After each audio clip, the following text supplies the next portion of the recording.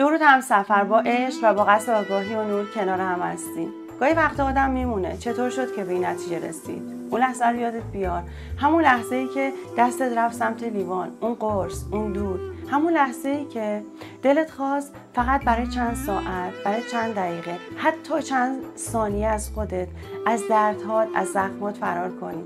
فکر کردی شاید اینجوری سبک‌تر بشی، شاید صداهایی توی سرت آرومتر بشه، شاید اون زخمای قدیمی رو دیگه حس نکنی. ولی بعد چی شد؟ آروم شدی یا گم شدی؟ رفتی توی دنیایی که اولش فکر کردی روشنه، ولی دیدی که نه، تاریکه. دیدی صدای روح خاموشه.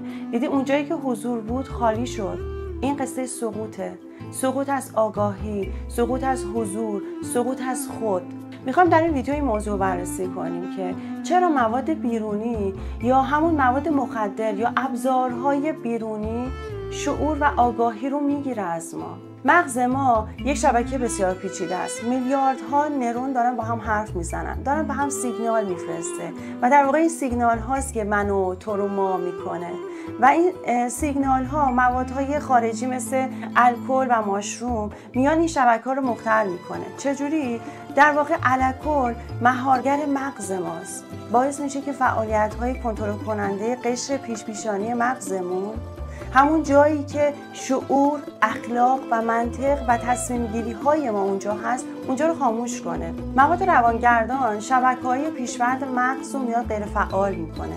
این شبکه‌ها در واقع مسئول اون حس‌های ماست، حس من بودن، حس ما بودن. وقتی اون شبکه‌ها مختل میشه دیگه تو نیستی، در واقع هویت تو ازت میگیره. در واقع ببین هورمون‌هایی مثلا مثل دوپامین، سروتونین، این هورمون‌ها انتقال دهنده‌های شیمیایی هستن که مواد بیرونی در واقع میاد اینا رو به زور تغییر میده. یعنی به جای اینکه مغز خودش ریتم طبیعیش رو حفظ کنه، یه موج مصنوعی از هیجان و آرامش از بیرون میاد و میخواد اینا رو به یک تعادل برسونه. این موج میاد آگاهی رو خاموش میکنه، حضور رو محو میکنه. ببین از نظر نوروساینس مصرف این مواد بیرونی مغز از فرکانس‌های آلفا، تتا، گاما که اینا مسئول حضور آگاهانه ما و آرامش ما هستن در واقع خاموش میکنه. میبره ما رو به جاهایی که بین توهم و سرگردونی و از خود بی خود شدنه. در واقع تو دیگه اون تو نیستی، در واقع یه جسمی که داره مواد رو تجربه میکنه. تو خودت رو تجربه نمی کنی، تو روحت رو تجربه نمی کنی، تو از هویت دور میشی و داری در واقع یه مواد دیگه، یه ابزار دیگر رو داری تجربه میکنی. حالا اصلا چرا انسان به سمت مواد میره؟ بذار صادق باشیم، آدمی که به سمت مواد میره دنبال مواد نیست، دنبال راه فراره. فرار از چی؟ فرار از سایه‌هاش، فرار از اون زخم‌های کهنه‌ای که هیچ وقت جرئت نکرد نگاهشون کنه، از تنهایی، از خلأ، از احساس بی‌ارزشی، از ترس عمیق از رها شدن، از دوست داشتنی نبودن. میدونید یه جاهای عقده‌های پنهان کودکیمون مثل عقده ترک شدگی، مثل عقده بی‌ارزشی و بی‌پناهی ما رو میبره به سمت اون چیزی که صدای این دردها رو خاموش کنه. ولی مشکل اینجاست صدای این دردها خاموش نمیشه.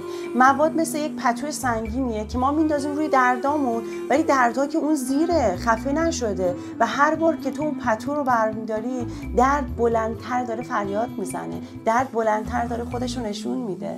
میدونی؟ حالا سوالم اینه، به نظر چجوری روح از ما جدا میشه و ما میشیم یک هیجان بی‌هویت؟ ببین وقتی که ما میریم در مصرف دیگه روح حضور نداره، چون روح فرکانسش بالاست، فرکانسش پاکه، فرکانسش روشنه. اما مواد مخدر ما رو میبره در فرکانس‌های پایین، مثل خشم، مثل ترس، مثل شهوت کورکورانه. تو دیگه خودت رو هدایت نمی‌کنی، در واقع موادی که داره تو رو هدایت میکنه و در واقع اون لحظه انسان کارایی رو میکنه که با خودش غریبه میشه، دروغ میگه، آسیب میزنه، حرمت‌ها رو میشکنه، به خودش و بقیه توهین میکنه و بعد حسرت و پشیمونی براش میمونه.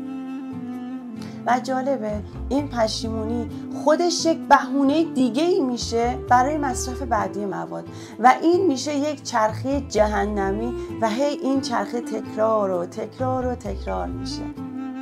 و در واقع توی این چرخه آدم کم کم خودش رو فراموش میکنه.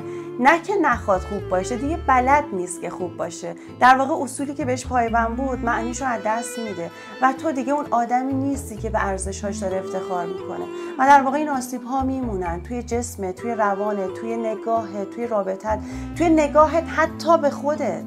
حالا چجوری من برگردم دوباره به آگاهی برسم؟ چجوری مسیری که رفتم و دوباره تغییرش بدم؟ اول از همه مثل همیشه باید بپذیریم که گم شدیم.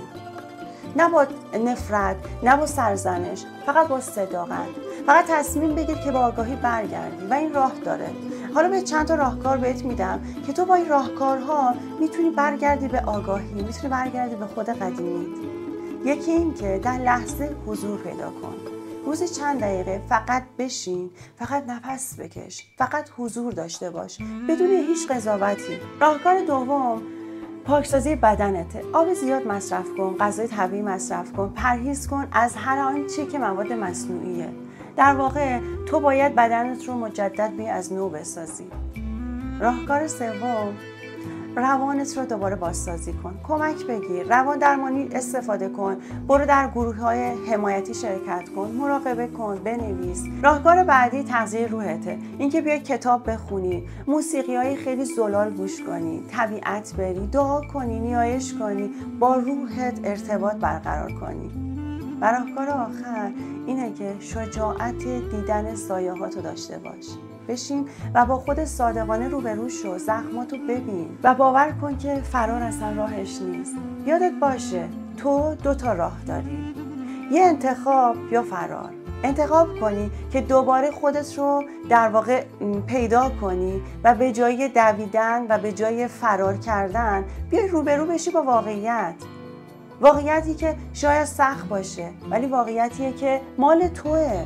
و وقتی که تو برگردی به حضور، وقتی که برگردی به خودت، میفهمی که هیچ ماده‌ای، هیچ قرصی و هیچ لیوانی جای اون آرامشی که از خودت جاری میشه نمیگیره. پس برگرد به جایی که روحت منتظره، برگرد به اون روحی که تو رو ساخته. اینجا میخوام ازت یک سوال باز بپرسم. اگر امروز آخرین روزی باشه که تو داری زندگی میکنی، تو دلت میخواد در کدوم فرکانس باشی؟ بهش فکر کن. در ذهن یادت باشه من و تو با هم نور به راه.